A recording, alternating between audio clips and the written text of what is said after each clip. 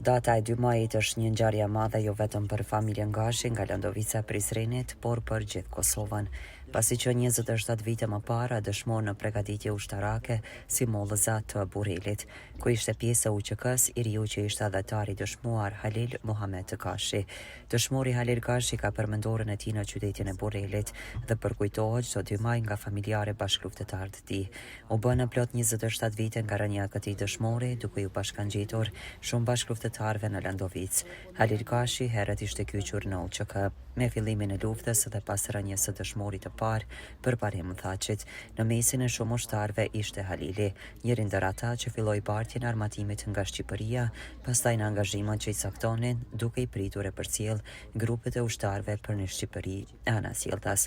Halili pas betejës së 26 marsit në Landovic detyrohej që t'i parë të plagosurit, por dhe t'i largoj familjet nga fshati, ku mbetën mbi 18 civil të vrarë, por edhe ekzamenimet në fshat. Nga ky kalon në Shqipëri, ku dhe angazhohet në brigadën 128, gjatë ushtrimeve të tija si një ushtar i dalluar, bie për të mos vdekur kurrë.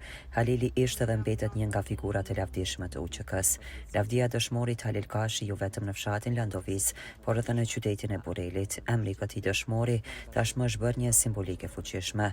Sot në shenjë dërimi për veprën dhe pavdekësinë e këtij dëshmori, organizuan homazhe në varrezat e dëshmorëve në Landovic, ku ishin familjar, veteran, bashkëluftëtar dhe institucione komunale dhe subjekte politike.